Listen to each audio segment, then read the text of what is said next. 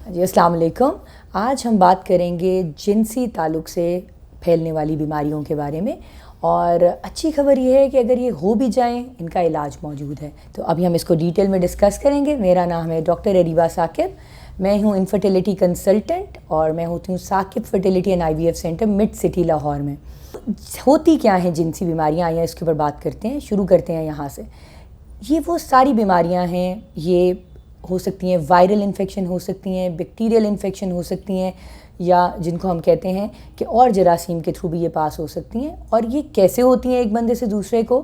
Different طریقے ہیں. اگر آپ کے ایک سے زیادہ جنسی پارٹنرز ہیں تب بھی یہ ہو سکتی ہے.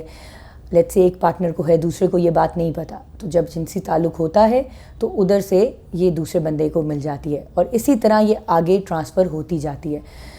خاتون سے مرد کو ہو سکتی ہے، مرد سے خاتون کو ہو سکتی ہے، دونوں ایک دوسرے کو دے سکتے ہیں. اس کے کیا مسئلے مسائل بن سکتے ہیں؟ دیکھیں بہت سی ہیں کہ مرد حضرات یہ کہہ سکتے ہیں کہ جی ہمیں پیشاب میں جلن محسوس ہوتی ہے. کبھی کبھار یہ ہے کہ مرد یہ بھی کمپلین کرتے ہیں کہ ہم بیٹھے ہوئے ہیں، ہمیں لگتا ہے کہ منی کے قطرے آتے جا رہے ہیں. خواتین کس طرح آپ کے پاس آ سکتی ہیں کہ وہ یہ کہہ سکتی ہیں کہ جی بہت زیادہ میں فیل کرتی ہوں کہ وجائنا سے ڈسچارج آ رہا ہے، بدبودار ہے، یا بہت پیٹ کے نچلے حصے میں تکلیف رہتی ہے، پین ہوتی ہے، اور جب میاں سے جنسی تعلق کرتی ہوں تب بھی تکلیف ہوتی ہے، جب پیریڈز آتے ہیں تب بھی بہت تکلیف ہوتی ہے عموماً سے زیادہ. یہ ہیں وہ کامن چیزیں جن کے ساتھ آپ ڈاکٹر کے پاس آ سکتے ہیں. کبھی کبھار ایسا کچھ بھی نہیں ہوتا، چیک کرنے پہ پتہ چلتا ہے کہ آپ دونوں جو ہیں وہ آپس میں انفیکشن ہو چکی ہے.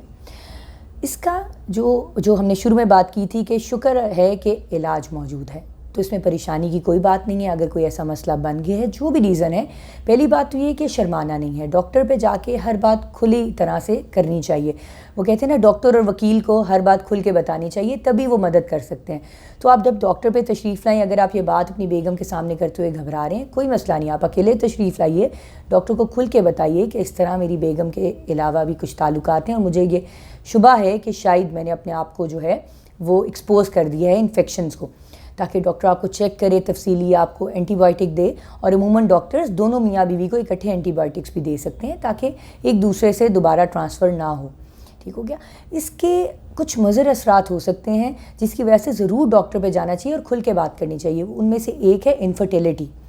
مردوں کی ٹیوبیں بند ہو سکتی ہیں، منی باہر نہیں آتا، یہ بھی ہو سکتا ہے. خواتین کی ٹیوبز بند ہو سکتی ہیں جس کی وجہ سے انڈے جو ہیں وہ ان کے ریلیز نہیں ہو پاتے اور یوٹرس تک نہیں پہنچ پاتے. تو دونوں میں یہ بانجھ پن کا مسئلہ کاز کر سکتا ہے.